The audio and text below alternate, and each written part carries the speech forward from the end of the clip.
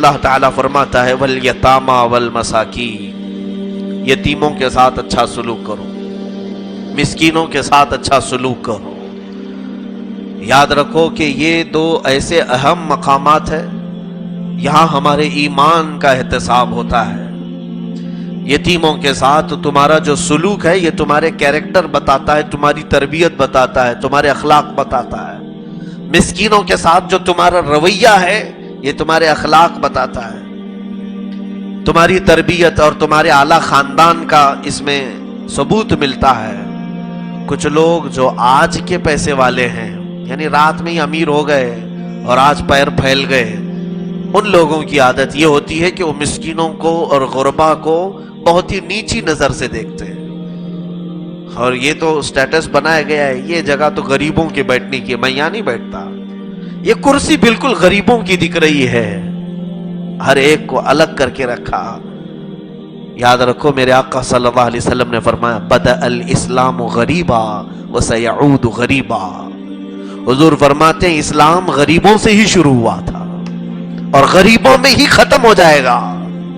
آخر زمانے میں اسلام غربا کے پاس رہے گا، مال والے تو کسی نہ کسی کی خوشامدی کرنے میں ہی لگے ہوں گے۔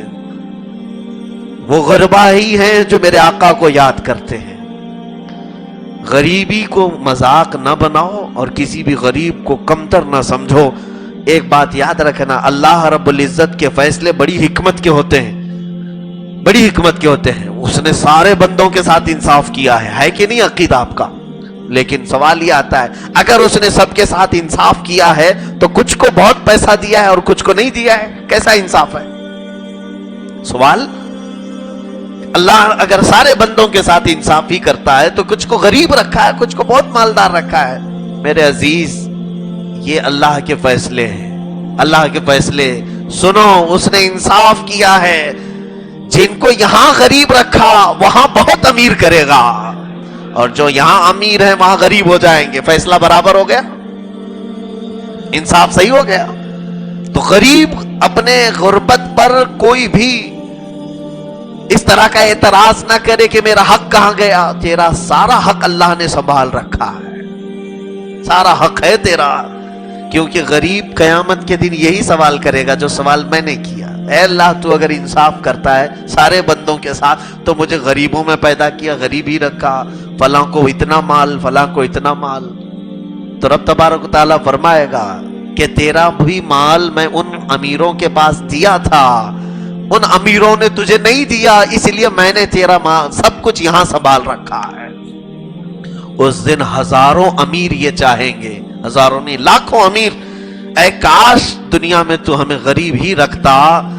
جو دولت وہاں قیامت کے دن مولا دے گا وہ جنت کی شکل میں دے رہا ہوگا، جنت کی شکل میں مل رہی ہوگی، اور اعلیٰ منصب وہاں مل رہے ہوں گے۔ اور خود میرے آقا صلی اللہ علیہ وسلم فرماتے ہیں میری امت کے غریب، میری امت کے غریب امیروں سے 700 سال پہلے جنت میں جا چکے ہوں گے، اور ایک روایت میں 70 سال پہلے جنت میں جا چکے ہوں گے۔ کیوں؟ اس کی ایک مثال میں دیتا ہوں۔ میرے پاس 2 اسٹوڈنٹس ہیں، 2 شاگرد، ایک نے 1 سے لے کر 10 تک ہی پڑھا ہے، 1 2 3 4 5 6 7 8 9 10 تک اس کو آتا ہے، اور ایک کو دوسرے شاگرد کو 1000 تک کی گنتی آتی ہے۔ کتنی آتی ہے؟ 1000 تک۔ دونوں کا میں ٹیسٹ لے رہا ہوں، یہ 10 جس کی گنتی ہے اس کے کتنے سوال کروں گا میں، کتنے سوال کروں گا؟ 2 کیسا آتا ہے وہ بتا دے گا، 3 کیسا آتا ہے وہ بتائے گا۔ اس کے 10 کی گنتی کا حساب لینے کے لیے مجھے 5 منٹ بھی نہیں لگیں گے، وہ اپنے 10 عدد کا حساب دے گا، چل پڑے گا۔ اور جو 1000 کی گنتی جانتا ہے اب اس کو میں الگ الگ انداز سے پوچھوں گا، ایکڑا کیسے آتا ہے، دہائی کیسے آتی ہے، سیکڑا کیسے آتا ہے، یہ تمام سوالات تو کہ 100 میں کتنے زیرو ہوتے ہیں، 1000 میں کتنے زیرو ہوتے ہیں، اور 999 کیسے لکھا جاتا ہے، اس پر تو 1000 سوال ہو سکتے ہیں، اس کے تو 10 ہی سوال تھے۔ 1000 سوال کا جواب دینے کے لیے ہو سکتا ہے اسے صبح سے شام ہو جائے۔ میرے عزیزو، یہی حال غربا کا اور عمرہ کا ہے. غریب کو یہاں کچھ زیادہ نہیں ملا تھا, رب تبارک و تعالیٰ ویسے بھی اس پر قیامت کے دن رحم کرتا ہے. 2-4 چیزیں اس سے پوچھی گئی, کہا گیا جا تیرے لیے جنت. امیر سے کہا جائے گا سارا حساب دے, سارا جتنا بھی مال تو نے کمایا اور جتنا خرچ کیا. مجھے حیرت ہوتی ہے, یہاں انکم ٹیکس کے ریڈ سے ڈر جاتے ہیں لوگ, تیاریوں میں لگ جاتے ہیں, کیونکہ انکم ٹیکس سارے سوالات کرتے ہیں, یہ آیا کہاں سے اور گیا کہاں.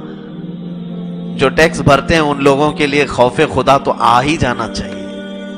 ان کو سمجھ لینا چاہیے کہ میرا آخرت میں حساب کتنا سخت ہو سکتا ہے. انکم ٹیکس والوں کو تم چنا لگا سکتے ہو, ان کو دھوکہ دے سکتے ہو, کچھ بھی کر سکتے ہو, انسان ہے, انسان ہے. رب ذوالجلال نے تمہارے ساتھ کرامن کاتبین کو ایسے لگایا ہے کہ قرآن کہتا ہے ما یلفظ من قول الا لدیہ رقیب عتید. تمہاری ابھی زبان سے کلمہ نکلا بھی نہیں ہوتا کہ ہماری طرف سے 2 فرشتے لکھنے کو تیار بیٹھے ہوئے ہیں. ہر چیز نوٹ ہو چکی ہے, وہاں کوئی بھی جھول نہیں چلے گا. ظاہر سی بات ہے, میں یہاں پر یتامہ اور مساکین کی بات کر رہا ہوں. اللہ رب العزت نے اگر کسی کو مسکین رکھا ہے تو یہ بھی اس کا فضل ہے, آخرت میں اس کا حصہ ہے. کچھ لوگ یہاں پر ان میری باتوں سے تسلی کر لیں جو اپنی غربت کا رونا روتے ہیں کہ کچھ بھی نہیں ہے, کچھ بھی نہیں ہے. کچھ بھی نہیں ہے تو زندہ کیسے ہو؟